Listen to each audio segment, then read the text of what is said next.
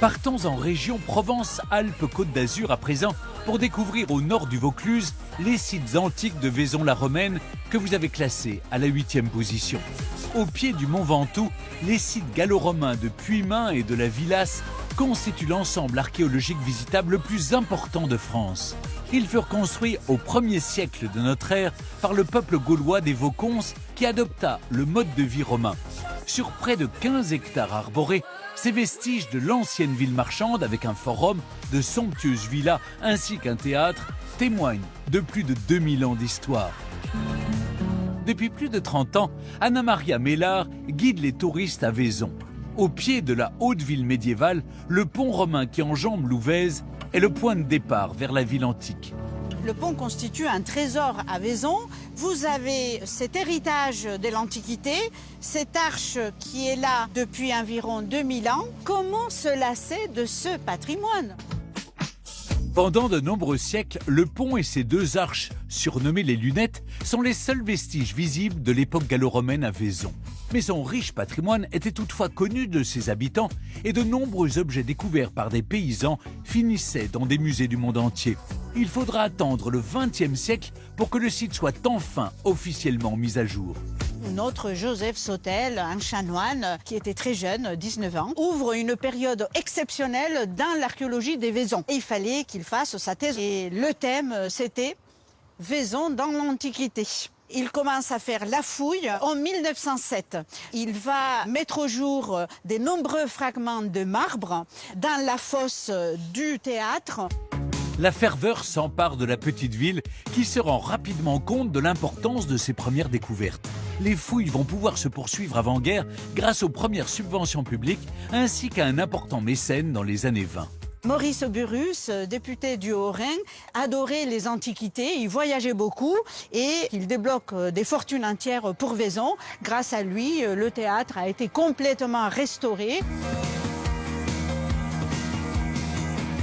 Et le maire de Vaison, Ulysse Fabre, il va demander au ministère l'appellation de la Romaine. Ce qu'il a obtenu en 1924 et depuis presque 100 ans, la ville porte ce nom de la Romaine qui évoque bien évidemment ce passé prestigieux et qui rappelle cet héritage que les Romains nous ont légué. Pour protéger toutes ces découvertes, comme les très rares statues du couple impérial romain Sabine et Adrien ou la magnifique mosaïque de la Maison du Pan, un musée a été ouvert. Avec plus de 80 000 touristes par an, il est le musée le plus fréquenté du Vaucluse. Parmi les visiteurs, les groupes scolaires profitent d'ateliers interactifs variés, comme la fabrication de lampes à huile en argile pour s'éclairer comme les gallo-romains. Anna Maria et ses collègues s'efforcent de rendre l'Antiquité accessible au plus grand nombre. Et ici, à votre avis, nous sommes dans quel endroit de la maison ? Cuisine. Oh, très bien, la cuisine. L'archéologue Jean-Marc Mignon étudie depuis 30 ans les vestiges laissés par nos ancêtres à Vaison. Dans le second quartier antique de la Villasse, il emprunte les mêmes rues construites par les Vauconces, ce peuple gaulois qui a pactisé avec l'envahisseur romain au 1er siècle avant Jésus-Christ et qui a décidé de vivre à la romaine. Ici, on quitte la chaussée de la rue des Boutiques, on franchit le trottoir et par un petit escalier, on rejoint ce grand espace qui était dédié à la déambulation piétonne et sur lequel ouvraient à la fois les portes d'entrée des grandes maisons et puis un peu plus loin des boutiques où étaient vendus toutes sortes de produits manufacturés pour la ville antique.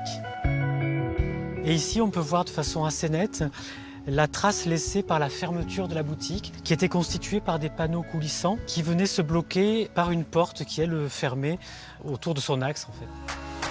La ville était entre le 1er et le 3e siècle l'une des plus prospères de la province. La maison au Dauphin, qui s'étendait ici sur près de 2000 mètres carrés, était loin de l'habitation rudimentaire que l'on pourrait imaginer. On pouvait avoir donc des peintures sur les murs, des tentures, des sols qui étaient de marbre, de mosaïque, de béton, des bassins, des fontaines qu'il faut imaginer très cossues, très riches, avec des thermes donc pour la toilette, avec également des latrines très savamment organisées, et puis avec également des fenêtres, des portes, des huisseries qui étaient parfois équipées de vitres. La réserve de vestiges à Vaison est exceptionnelle. Le site a été relativement bien préservé puisque la ville a été abandonnée entre les 12e et 18e siècles. 6 siècles pendant lesquelles les colluvions sont venus doucement recouvrir le site et le protéger, ce qui a valu à Vaison-la-Romaine d'être souvent comparé à Pompéi. Régulièrement, des travaux aux quatre coins de la ville sont l'occasion de nouvelles fouilles, comme lorsqu'un fort romain a été découvert et étudié en 2011 avant d'être réenseveli sous la ville moderne. Les archéologues le savent bien, Vaison-la-Romaine restera un terrain d'archéologie pendant encore très longtemps. Mais ces sites découverts depuis plus d'un siècle sont désormais vulnérables aux ravages du temps et des intempéries. C'est à Julien Charles que revient la charge de les préserver dans un perpétuel chantier. On est le plus grand site découvert de France en vestiges romains.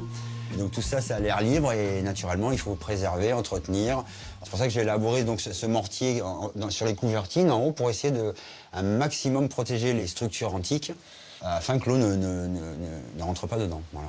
Julien a collaboré avec Jean-Marc Mignon pour reconstruire une partie des thermes dans la maison au Dauphin. En retrouvant les techniques et les gestes ancestraux, il pratique de l'archéologie expérimentale. Je suis en train de placer des pilettes pour former un pilier d'hypocauste. L'hypocauste, c'était la pièce suspendue pour les thermes romains, où le feu s'engouffrait à l'intérieur pour chauffer la pièce au-dessus, le caldarium. Il y avait bien souvent une baignoire à l'intérieur et les Romains venaient donc se nettoyer, se laver. Un patrimoine toujours vivant comme peuvent le constater les artistes qui ont la chance de se produire régulièrement sur la scène du théâtre antique. C'est un lieu qui est magique. C'est un lieu qui est central, c'est un lieu qui est ancien et qui continue à vivre aujourd'hui. Et d'ailleurs, autrefois, il n'y avait pas de système de son, il n'y avait pas de tonneau, il n'y avait rien. Et ça fonctionnait très bien. Donc il y a vraiment, dans la construction même, à mon avis, du théâtre, quelque chose de complètement magique. Et je ne suis pas sûre que ça se refasse aujourd'hui, d'ailleurs. Classé aux monuments historiques, le théâtre antique peut accueillir jusqu'à 5000 spectateurs qui, tout comme les Romains avant eux, profitent d'un cadre exceptionnel pour se divertir en plein air. Une manière radieuse d'embrasser 2000 ans d'histoire à Vaison-la-Romaine.